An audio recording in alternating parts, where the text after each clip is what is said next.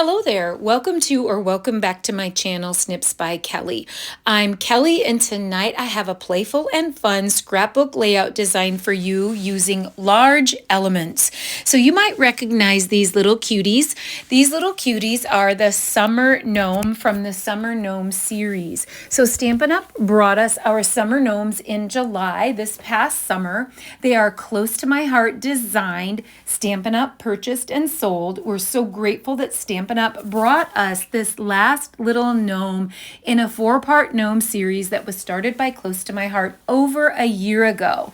Now, I started a 5-part summer gnome series in July and August, and then in August, due to an unforeseen tragedy in our family and other unforeseen circumstances, I had to walk away after I completed layout number 3. Now, I had layout number 4 and number 5 designed, but by the time I was able to return to my YouTube videos, I was way far behind on other things and didn't get back to the series, but I did not forget. So I am coming back to complete the Summer Gnome series this week and next week with layouts 4 and layout 5. Layouts 4 and 5, and I'm going to scrapbook some summer photos of my family at our annual camping and boating trip at the end of this past July. We take an annual camping trip at the end of every July with all of our children and our grandchildren. Now, I have 3 pre-prepared gnomes here that are created from the Summer Gnome thin cuts and 3 inner tubes that I created on the Cricut. Now, those gnomes and all of the parts and pieces that I created for this 5-part series, I go over in depth on layout number 1, and I'll link that video here. And you can check out that video if you want to see how I've made all the parts and pieces for this workshop. Now, I had envisioned for this a lot of large playful Cricut elements because this is playful and we can go all out. So it's one time that we can have an excuse to be super playful and fun in our layouts and really get a little bit of animation actually. And so I envision a very, very basic and simple background. So I have a 4x12 pattern paper, gnome pattern paper piece from the Summer Gnomes pattern paper. I have a 1/2 by 12 striped strip under that. I have a 6x10 Rosy. Of course, I'm duplicating each set. Both the left and the right page are the same. And then I have a 3/4 by 10 crisscross journey striped pattern paper. Now, I'm going to be using a 4x6 horizontal and 3 3x4 verticals. The 4x6 is my daughter and I with windblown boat hair. And then the 3x4s are various grandchildren of mine playing in inner tubes and in the water. And I've mounted each of those photos with a 1-inch photo mat in white.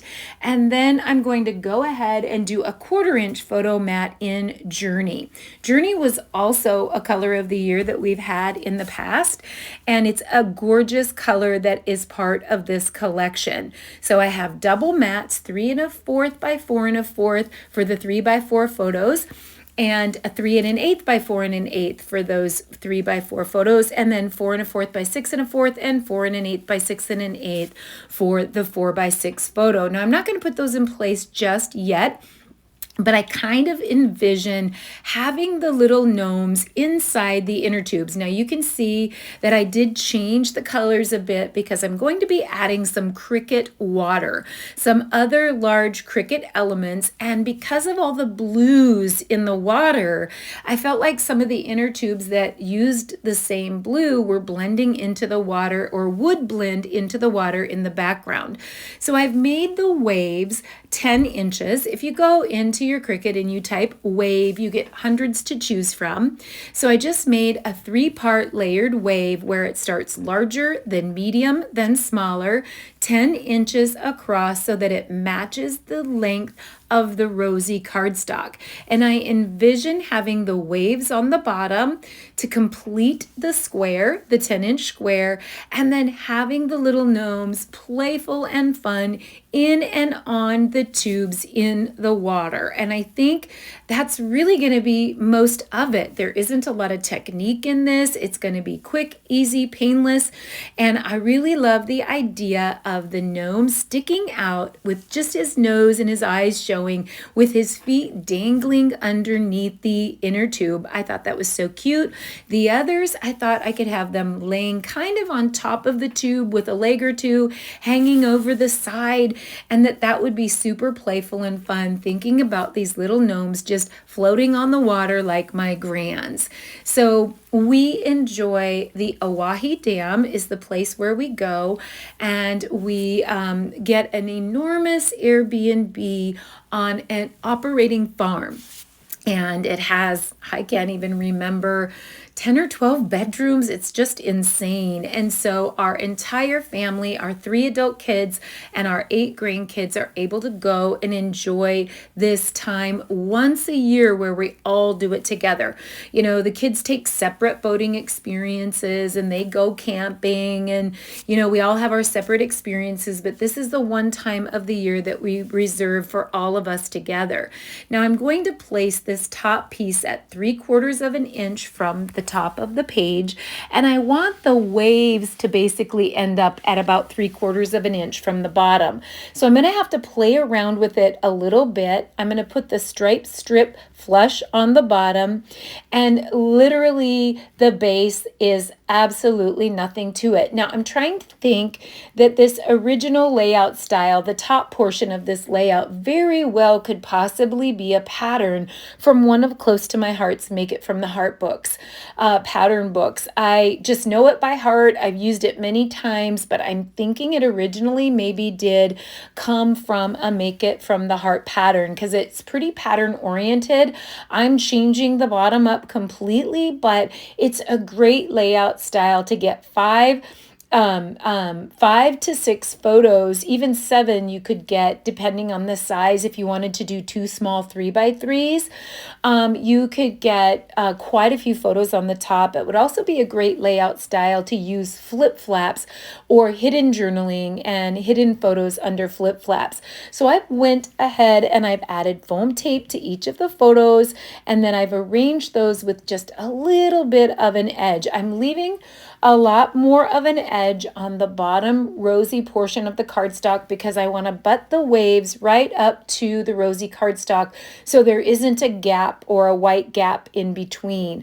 I'm not adhering it down because I really want to work this out so that the bottom wave hits at 3/4 of an inch so that it really looks balanced, like a balanced 10-inch square.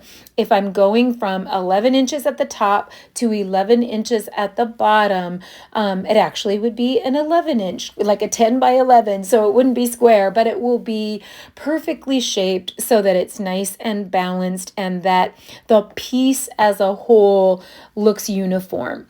So you can see that I'm just trying to lay my waves on top of each other. I'll definitely be putting foam tape between the waves because I'll probably try to toggle those inner tubes with the gnomes on them under at least the front wave so that it looks like they're actually in the water, and that they're, you know, the feet are dangling in the water or that they're in the water. So I actually put a little foam tape just mostly on the middle so that I could tuck things in if I needed to. I do end up having to actually pull it apart because even with only getting the foam tape on the middle, I still wanted to tuck a little bit farther under and needed to add a little more foam tape later so that the entire thing was more flush. So what I'll do is I'll assemble the waves, and then I'll actually put more foam tape on the back of the whole piece so that the whole piece is popped up and it's more even. So it doesn't just kind of rise up in one spot and not in others. Although it might be kind of neat if it did do that because it might look a little bit more like rolling waves.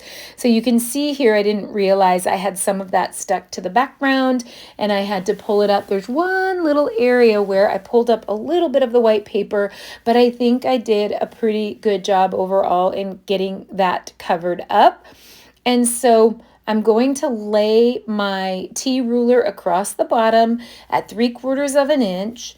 and then get that bottom even at the 3/4 of an inch mark, and then I'm going to feel like it's just right. And it's going to be look really balanced in there. And then I feel happy with the 3/4 of an inch at the top where the first pattern paper starts, and the 3/4 of an inch at the bottom where the lowest wave ends. And so I just duplicated that whole process on the right and made it identical. Now I know I'm going to need a title, and I feel like there's a little bit too much blue in Paradise. So I think the Soaking Up Some Summer Fun is going to work, or Summer Sun is going to work great. I'm going to take the sticky off the back because I'm going to experiment with tucking it in the water. Now I do end up tucking it in the water, and I'm kind of like on the fence. Like I leave it there through the whole layout, but part of me kind of wants to take it back out of there and have it over the top of the waves. And you never know, I may end up changing that, but that's going to be up to you. If you like it over the waves better, you can do it that way. If you like it under the waves better, you can do it that way. But as of right now, I end up here in just a little bit tucking it under the water and having it rise up under the water. So now I'm going to do quite a bit of fussing with these little gnomes. I want them to be like popping out of the inner tube. So I'm kind of tucking the bottom part of the inner tube under the waves. I'm going to have to trim a little bit of the honey butter inner tube off, and then stick the gnome in there, and then kind of have them toggle. I don't want them to come too far over the top of the photo of my granddaughter. On the left is Hattie Elaine on the boat, and then that's myself and my daughter Emily on the boat as well. And I don't want to cover us up too much, but I do want parts of the gnome to overlap. Same with the other photos. I have my grandson Carter Kirk, I have my granddaughter Avery Jean jumping into the water, and then my granddaughter Ramsey Kate on the inner tube. And you can't see it in the photo, but she's hooked to a rope on the boat. She doesn't want to get too far out there, and so she's just getting her little sea legs. She absolutely loves the swimming pool, but the lake is a little more scary, so she likes to hang on to the ski rope and stay close to the boat. Of course, we're always on hyper alert watching with 8 grandkids. We actually only had 7 of our grandkids on this trip this year. Usually it's 8, but our oldest granddaughter, who's now 20, had to work and wasn't able to get off. So it's getting harder and harder to be able to get all of us together. So it's precious time. It's really, really precious time. So I have opted to just let his little feet dangle and sort of touch the tip of the wave down below, and then have a little bit part of the inner tube coming over the title. And I'm still contemplating if maybe I would rather have that title on the outside of the wave. I just don't know. I'm going to look at it. A lot of times I will just walk away, and then in a day or two I'll come back, and then I'll know for sure if I like it or not. Now I've decided to bend the tips of the waves out a little bit, just to curl them out so they look like they're little peaks. There's a lot of treatments that I could have done. I could have done inking on the edges of those and done a little bit of Lagoon ink or a little glacier ink on the end of those, but I've just opted to keep this paper this time, paper and cuts, and keep it real simple, and get to the end of this series and make it super cute and super simple. So I've cut off a little bit of the journaling. I like the ice cream cones, and I think I can use those on a different kind of a layout. But because this was all about water and lake and tubing and all of that, I just wanted to have a journal spot to just talk a little bit. I have a lot of other pictures from this weekend, and I've done a lot of journaling on other pages. So I just have a little bit to say. And I cut a 3-inch circle. I die cut a 3-inch circle out of Rosy and mounted that the half of the journal circle on that. And I thought, I have some extra titles. I only have one more layout in this series, and I already have 2 other titles to choose from for that last layout. And so I thought I would add another title up there, Good Day Sunshine. And now that I've brought the orange in from the title, and there's quite a bit of orange in the multicolored pattern paper and also orange in the Soaking Up Some Summer Sun title, I thought I would bring in the shine sticker. and put that over Ramsey Kate. Add another little sticker here off to the side. Maybe add this little heart sticker. It doesn't need much. It's pretty full with all of the large elements. I really wanted to just focus on the large playful elements being the focus of the layout, with the paper pieces being super simple. And I think it's coming together, and I think the little gnomes floating around there are adorable. Now, I don't have much left. This is the fourth out of five layouts, and so I have a few glitter paper, Journey glitter paper shells, and one glitter paper star, and I've used up all the other ones on the other layouts. So it's a little tricky. I could pull some bling from my stash, but I really want to make what's in this kit work, and I really want to use it all up. So I'm just finding little creative ways to hook these shells onto little parts and pieces to add a little bit of bling and a little bit of pizzazz, and I'm getting happy. So there we have it, a very simple background with very large focal elements to complete a playful and fun page. Thank you so much for watching, and I thank you also for your patience in getting to the end of the Summer Gnome series. You can stay tuned right here next week for the final layout in the series. If you've enjoyed today's video, hit like, subscribe, and share, and come back soon to Snips by Kelly.